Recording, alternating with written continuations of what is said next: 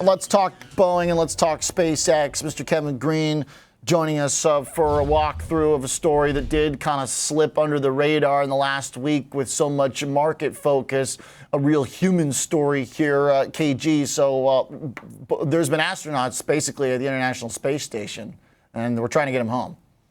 Yeah, they've been stranded up there, unfortunately. Now, they do have enough supplies and resources to make it through, but we are seeing NASA now making the announcement, or reports have been an announcement being made that NASA is not going to allow those astronauts to come down on the Boeing Starliner spacecraft because it is having some issues. They have a helium leak that they've been dealing with for the last couple of weeks, if not months at this point. And so now they are going to be asking SpaceX for some help, trying to bring those astronauts back on the Dragon spacecraft instead of the Starliner spacecraft. Now, the Starliner will still come back to Earth here, but once again, this is kind of another black eye when it comes to Boeing. We are seeing the shares down about 1% to start off trading here today, and it now appears that those astronauts, the scheduled time for them to kind of come back to Earth will be around February of 2025. So they're still going to be up there for another 5 to 6 months here, unfortunately, Oliver. But we do have a resolution for this matter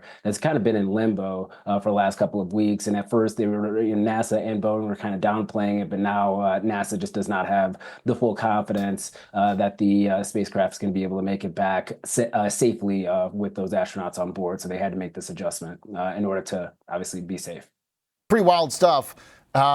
And also throws the new Boeing CEO right into an immediate kind of debacle here on kind of how to handle it, right? I mean, I guess with leadership, there could be a way to just say, look, all right, fresh start again with regards to this too. But it's like Boeing's asking for a fresh start from the public perception for a lot here. Also, like the federal perspective too, and kind of the disappointment and being able to bring people back. That's going to kind of call into question their relationship with NASA, et cetera. I mean, it's like a whole can of worms for Boeing that maybe was not the market's main focus, but I could see it kind of limiting the bull case to some extent when you basically have tried and failed to expand kind of your operations in this way.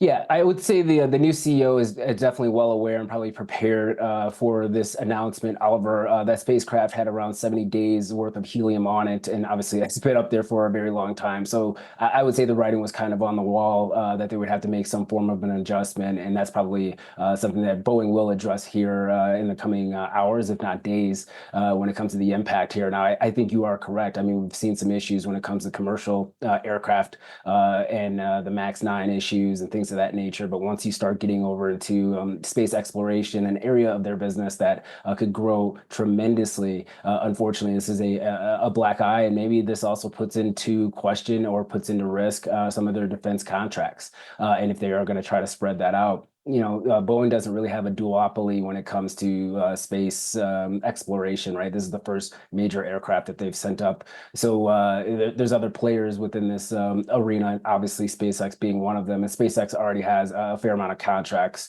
and deals with NASA that's probably going to expand if they are able to successfully bring these astronauts home. Okay.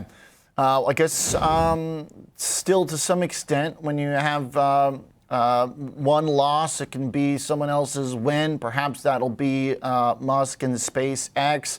But let's just basically hope they get home and everything moves safely.